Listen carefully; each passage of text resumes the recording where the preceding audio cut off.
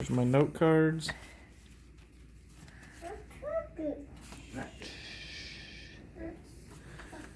Here's my visuals.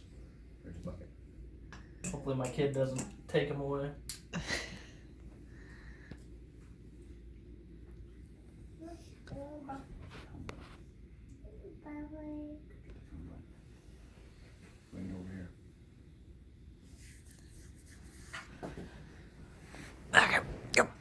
Do you enjoy watching Netflix or simply turning the light on when you walk in a room? These are some luxuries that you might not have in the near future when it comes to simply turning a light on if we keep heading the direction we are with renewable energy. As Americans, we're used to having reliable energy, and especially here in the Midwest, it's something we've come accustomed to and pride ourselves in, is having non-stop energy at your light switch. That can be different when it comes to cities, let's say out in California or out in New York, so it's something that they might be becoming accustomed to, but not so much here in the Midwest. Green energy is unreliable. In this speech, I'll discuss why we need to slow down and look at possibly taking a different path than we are now. Let's take a look at the direction we're heading in at the moment. Green energy is not the answer yet. In February 2021, we experienced a cold snap from the California, the border up in Canada down to Texas. It was so cold that the wind turbines were not able to spin down in Texas because they're not built for that kind of temperature that they were based in. In a 2016 article, Overview of Cold Climate, Wind Energy, Energy Challenges, Solutions and Future Needs by Wire's Energy Environment, authors Thomas Wallens and Bill Lentamaki explain why wind energy struggles in the cold. Down in Texas, they were not equipped with the heaters in their cabins like they are up here in the Midwest and have colder environment. It's where they need to implement a heater inside. They were obviously not planned for that down in Texas, and that became a big issue. Another issue that kind of led to the Texas falling apart, the grid falling apart, was coal plants have been shutting down all across the United States for the last decade. We've lost thousands of megawatts of coal, and that's something that could be avoidable if we spend some time studying some different ways to keep coal online. In a 2021 article, Retrofitting Coal-Fired Plants with Biomass Co-Firing and Carbon Capture and Storage for Net Zero Carbon Emissions, a Plant-by-Plant Assessment Framework by GCB Biomass, author Ravi Wang explains how we can retrofit these coal units with biomass or changing out the fuel and even carbon capture equipment that can make these baseload units stay online and not be so air pollutive.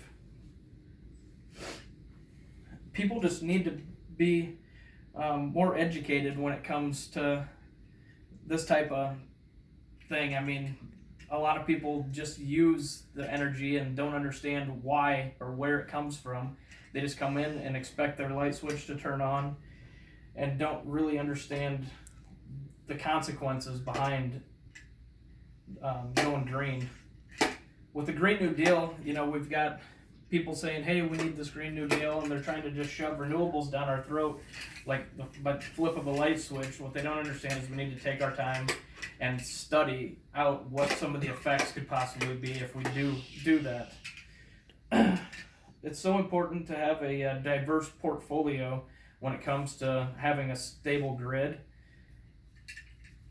In a 2011 article, FERC says many Texas cold snap outages could have been prevented by Energy Daily. Author Jeff Beatty explains why baseload plants coming offline could have prevented a lot of this stuff in Texas, because they were set up, ready to go, had a beautiful grid, and then all of a sudden they came online with all this renewable energy, and while this looks great, they experienced a cold snap and found out, hey, this wind power was not ready to go when it was that cold.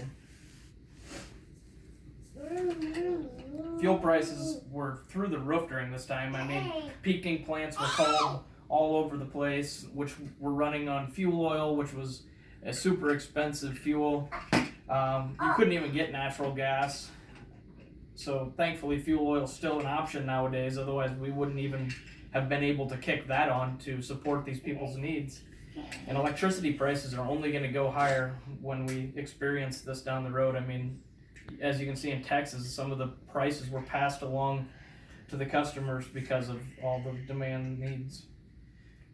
People need to understand that we're not only risking our lives here, we're also risking things like here in the Midwest, like livestock and stuff like that when we don't have our power on. We were shedding load. Customers were concerned about that with their animals and not having any power.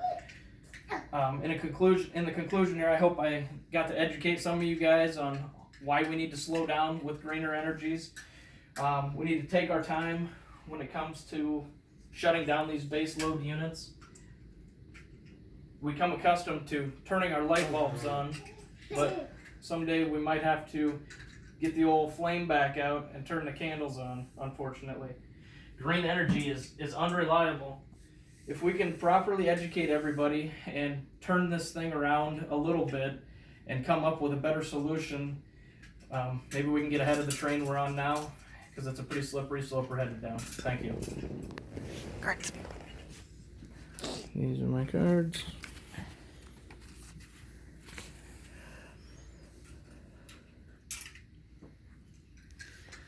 Dustin just looked away.